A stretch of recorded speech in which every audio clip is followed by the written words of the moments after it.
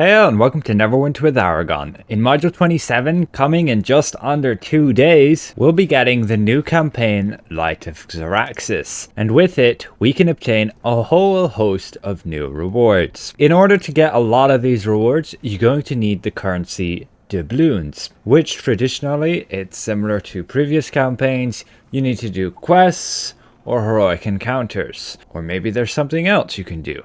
And yes, this module, you'll be able to kill mini-bosses for these doubloons. You'll be able to get 20 per mini-boss, which is the equivalent of previous campaigns, a major heroic encounter. Unfortunately, the new trial that's coming with this campaign, which you unlock at 200 points, will not contain doubloons, that being the campaign currency, like we had with the dungeon, the Demon Web Pits, where you were able to obtain that favor as part of the currency, meaning you're able to create a loop where you could buy your key, spend the key, and overall in the dungeon run you'd end up with 200 currency, and thus you'd be able to fund continually buying a key. This will not be the case, unfortunately, for this new trial, so you'll have to find other ways to get that currency for the key, and that currency you'll need for like overloads, gear, accessories here, including the new enchantments, if you want to get some stepping stone rings here as well, and ultimately new companion gear, which has the highest item level, which everybody will want to be going for. I'll recommend just going for these dual stat ones. These single stat ones are just really much more expensive and not really worth the grind, unless you have some particular stat balancing in mind. Some of them though are actually triple stat one, like this one here, having some forte, which is pretty interesting. But again, all of these needing doubloons. So the best way to get those doubloons that I've found is the mini bosses. Now this expansion to Neverwinter is a little bit unique with regards to not just obtaining one zone, but actually 8 different zones.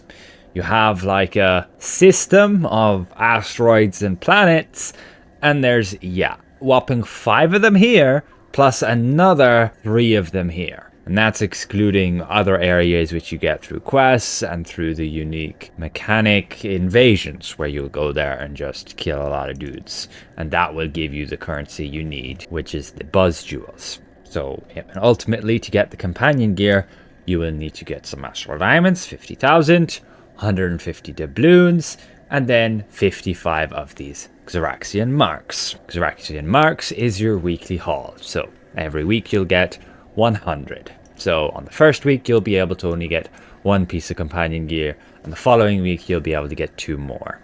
And then if you're running the trial a lot, which I highly recommend, you want to have the Astral Key. Otherwise, you'd be spending legendary dragon keys, which are expensive after a time. But here, I highly recommend killing the mini-bosses. So let's showcase the location of each of them. First of all, Planet Remshi. This mini-boss is a wandering boss. So he's going to spawn somewhere, I have not found out exactly where, and then he's going to wander. But he has a specific path where he follows, and that is this guy, the Divergent Progenitor. Each of them has a decent amount of hit points, so it's going to be a bit of a challenge to kill them, as they probably have around 5 million hit points. Depending on your gear level, it'll be easier or harder. But again, after killing each one, you will get 20 of those doubloons, worth a full major heroic encounter as per previous modules. Now this guy's path is as follows on this map. I assume he's going to spawn either up here or over here, so you could camp that and every time he appears, you kill him. But there's much easier ones you can beat up that don't move. Again, there's 8 of them in total, and you can also just defeat yourself here when you're out in the map, and you'll end up back here at the campfire, which is very close to your exit. So that's on every map pretty much. There's only one campfire. And we can go to the next planet, Asteroid Zarbos. I'm going to summon a striker companion so we can have combat advantage. A bit easier to kill them then. And this guy is just over here, Knight Enoch. He's basically a Gith, and he has a ton of CC powers, which can be very annoying. But again, once he's dealt with, you just get the 20 doubloons. And he is just over here on the map. Then we go to Planet Bizonov. We have to go all the way to the top of the map. Here you'll be fighting space orcs, and the boss is here, War Chief Grok. When you do start to fight him, most of the ones nearby will aggro you, so you want to have some AoE to be able to deal with those.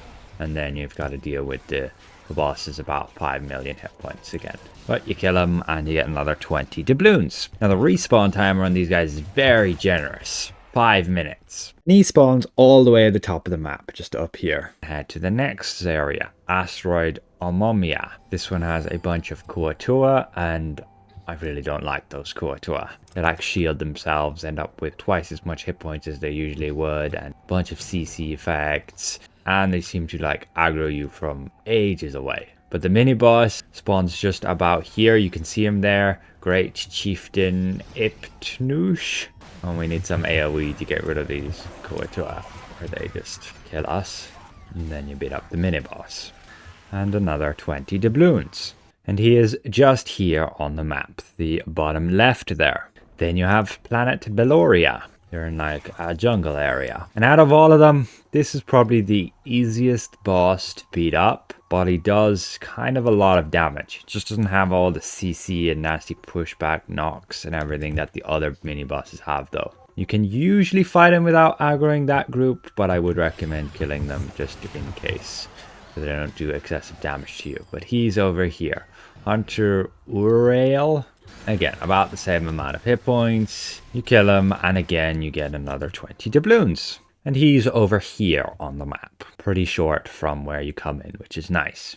Then we go to the other system, and we have Asteroid Highturn. Now, this guy is similar to what you will find in the Abyss Hunts, where he will like have this ability to heal himself. Just be careful of that. He also has that red AoE, which will like knock you. This is that ability, so don't stand in it, otherwise he will heal. But again, another 20 doubloons. This boss, yeah, he's just going to heal himself a lot, so you can't really AFK farm him.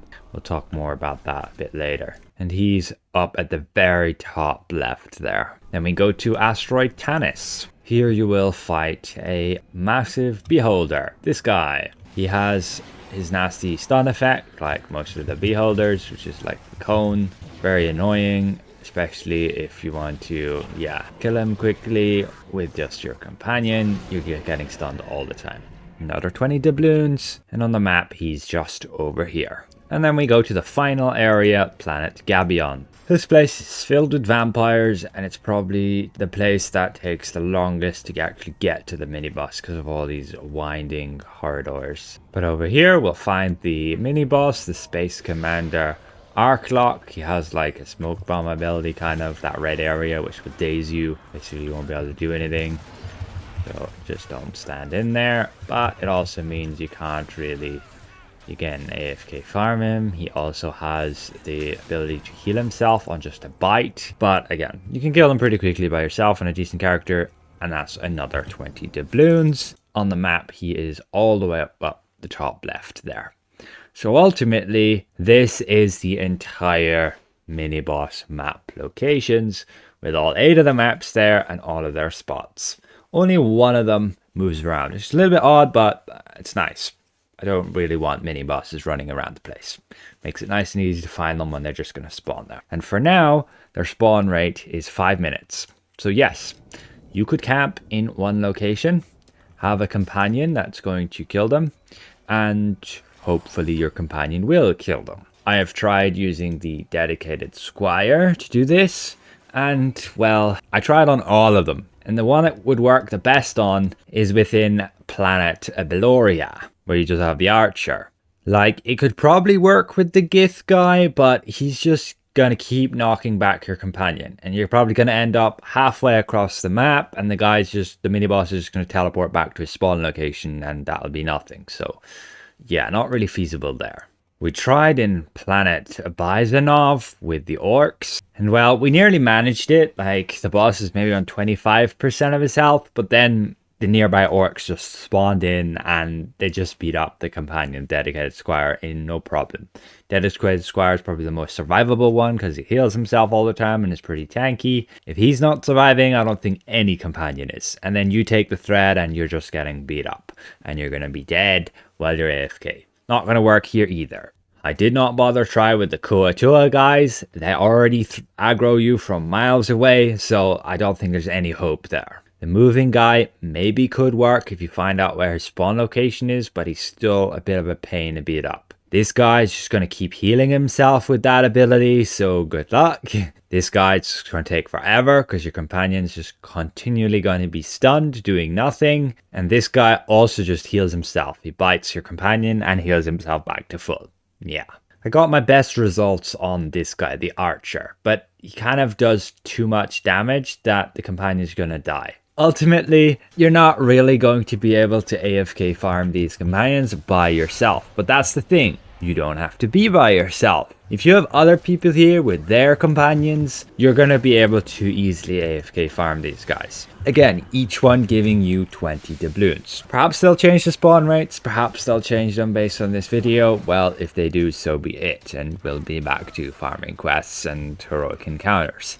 Bit of a pain. But again, that's the overview map of all the 8 maps and the locations of those mini bosses. At least they have a way you can get the currency fairly easily, at least for now, and so you'll be able to get your keys much easier than we did with, let's say, M27 at the time. You had to do 15 heroics per day just to get enough for your key. It was quite ridiculous. Thankfully, they added the hunts with the Demon Web Pits campaign where you can get all of the Mensa Brandon currency pretty easily then. But then with the Demon Web Pits currency, at least you could get that from the dungeon chests. And unfortunately, with the trial, there won't be currency in the chests, so we have to find a different way to get that currency. And this is it, in my opinion. Farming these mini bosses. What I'll be doing, orchestrating what place we are with our friends, and we can all AFK in one place. Just make sure you're coming back every 10-15 minutes so you don't get logged out, and that's it. Special thank you to all these channel members for their added support. We'll see you guys around. Goodbye for now.